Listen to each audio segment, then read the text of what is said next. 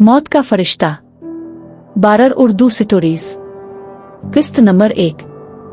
आज तबीयत बहुत बोझल है, कुछ भी अच्छा नहीं लग रहा है। ना मुस्कुराने को जी चाहता है, ना किसी से बातचीत करने को। एक खौफ मुझे चारों तरफ से अपनी लपेट में लेने की बार बार कोशिश कर रहा है। मैं हिम्मत हारता जा रहा हूँ। यूं महसूस हो रहा है जैसे मेरा वजूद धीरे धीरे मुंतशिर हो रहा है। आंखें बेनूर हो रही हूँ और चेहरे की सुर्ख रंगत जर्दी माइल हो रही है। खिड़कियां दरवाजे सब बंद हैं। कमरा सिगरेटों के धुआं से भरा हुआ है। मैं देख रहा हूँ कि इस धुआं की तरह में मेरा वजूद भी बखर रहा है। वो मुझे पकड़ लेगा, मुझे दबोच लेगा, मेरा गला दबा देगा, सांसों से मेरे वजूद को खाली कर देगा। वो सफेद लिबास में मलबूस है, बुजुर्ग सा आदमी है। सफेद रंग तीखे नकूश हैं, लेकिन आंखों में अजीब सी कशिश है। मैं इसकी आंखों का सामना करने से घबरा रहा हूं। इसने मेरे घर का रास्ता देख लिया है और शायद इस वक्त तक मेरे घर में ही रहे जब तक मेरे जिस्म में सांसें दौड़ रही है। इसे मेरे वजूद की नहीं, रूह की जरूरत है। मैं जीना चाहता हूं। कोई इससे कहे वो मेरे घर से चला जाए, मुझे जिंदगी बख्श दे। जिस मकसद के तहत वो आया है वो पूरा होगा तो जाएगा। उसका तसव्वुर आते ही मैं चीखा। अंधेरे कमरे मेरी चीख से गूंजा। मुझे अपनी चीख बहुत भयानक लगी क्योंकि कई बार मेरी ही आवाज मुझे खौफजदा करती रही। मैं बेबसी के आलम में पड़ा बिस्तर पर तड़पने लगा। खौफ और डर से मेरा तमाम वजूद पसीने में भीगने लगा। मजबूत हाथ हल्के से सिगरेट का बोझ उठाने से आजिज हैं। मैं बिल्कुल निढाल हो गया। सफेद कपड़ों में मलबूस वो मुझे इंसान दिखाई ना दे रहा था, बल्कि मौत का फरिश्ता। वाकई मौत का फरिश्ता है। ज्यादा पुरानी बात नहीं है, चंद माह से ही ऐसी कैफियत का शिकार हुआ हूं। चंद माह से ही लबों से हंसी, चेहरे की सुर्खी, आंखों की कशिश, सब कुछ मदूम पड़ गई है। लबों को चुप सी लग गई है। मुझे अच्छी तरह से वो दिन याद है जब मैं अपनी वालिदा की मौत के बाद कब्र पर कतबा तैयार कराने के लिए एक संग तराश के पास गया। कब्रिस्तान के एक कोने में ही संग मरमर की सिलों पर अपनी फनकाराना और माहिराना अंदाज से लिखता था।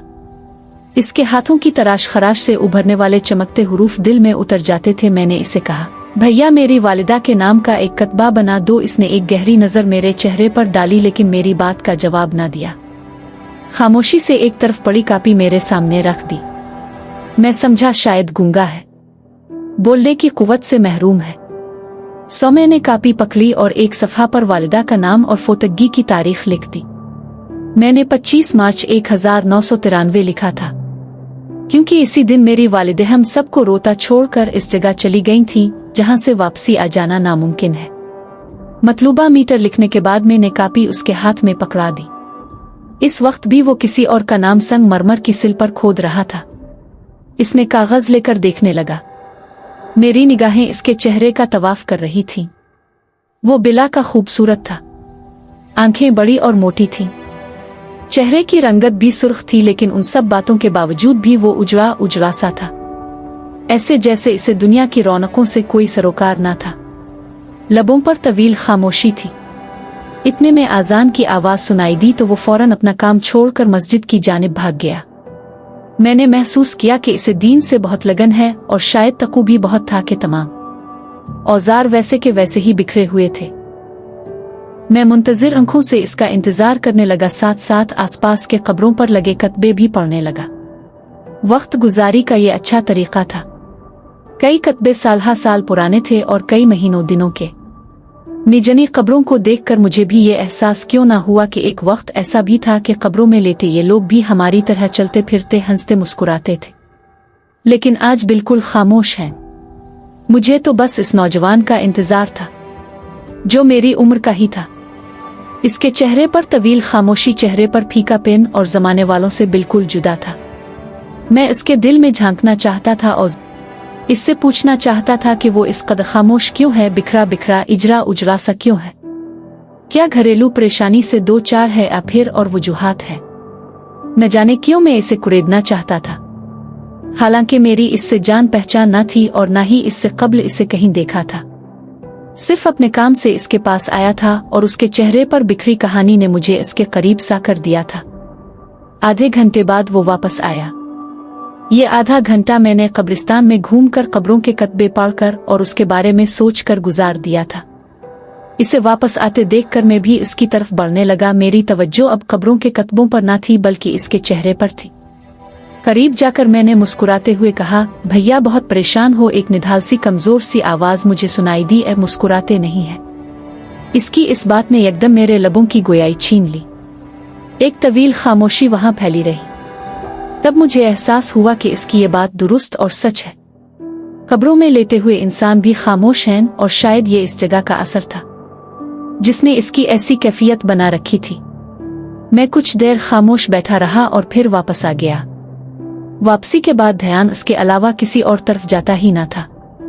रात सिगरेट पीते और उसके मुताल्लिक सोचते गुजार दी और एक फैसला कर लिया कि मैं इससे दोस्ती करूंगा, पक्की और सच्ची दोस्ती, क्योंकि इसके दिल में किसी किस्म की खोट लालच नहीं है। नमाज का पाबंद और अच्छा इंसान है। मैं दूसरे दिन ऑफिस से छुट्टी करके सीधा उसके पास चला गया। इसे मेरी मौजूदगी का एहसास जरूर था, लेकिन खामोशी के साथ अपने काम में लगा रहा। मैं इसके चेहरे के साथ साथ उसके हाथों की महारत को देखता रहा। चंद दिनों में मुझ पर भी ऐसा असर हुआ कि जब तक वहां बैठा रहता बिल्कुल खामोश रहता। हंसना तो दूर की बात, ऊंची आवाज से इससे बात भी न करता। अंधेरे ने कब्रिस्तान में होल्लाकी फैला दी थी। मुझे कब्रिस्तान से डर और खौफ आने लगा, लेकिन जब इसे देखा कि वो भी एक इंसान है जो अकेला यहाँ बैठा हुआ है, फिर मैं क्यों डरूं? तब मैंने अपने अंदर हौसला पैदा किया। बल्ब की हल्की सी रोशनी में वो मुसलसल तवज्जो से काम करता रहा। भैया, लगता है कि आज काम बहुत ज्यादा है, घर नहीं जाओगे? मैंने बैठे बैठे सवाल कर डाला। 11 मेरा कोई घर नहीं है, मैं यहाँ ही रहता हूँ। इसकी इस बात पर मैं ऐसे उछला जैसे मुझे झटका लगा हो। ओ सॉरी, मैंने कहा और खामोश हो गया। लेकिन खामोशी मुझे डसने लगी थी। इसे तन्हा छोड़कर घर जाने को जीना चाहता था। एक कुदरती मोहब्बत के तहत खामखा उसके पास बैठा रहा। तब मैंने इसकी तवज्जो एक कतबे की तरफ दिलाई जिसे मैं हर रोज एक दरख्त के तने के साथ देखता था, और वो भी काम करते हुए बार बार उस कतबे को देखता था। इस कतबे को देखते हुए मैं महसूस करता था कि इसकी रंगत बदल जाती है। मैंने बात का सिलसिला बढ़ाते हुए कहा, 11 भैया, मैं हर रोज इस कतबे को यहाँ देखता हूँ। लगता है जिसने ये कतबा बनवाया है वो इसे ले जाना भूल गया है। खालिद नवाज वलद मोहम्मद। 11 नवाज मरहूम। मेरी बात सुनते ही इसने कतबे की तरफ देखा। मैंने महसूस किया कि एक मुहीब सा झटका इसे लगा था। इसने जवाब ना दिया। कई लम्हात तक इस कतबे को देखता रहा, फिर खामोशी से काम करने लगा। काफी देर तक तवील खामोशी फैली रही। तब इसने कब्रिस्तान के एक तरफ देखा और काम छोड़ दिया। यूं खड़ा हो गया जैसे कोई अहम चीज इसे दिखाई दी हो।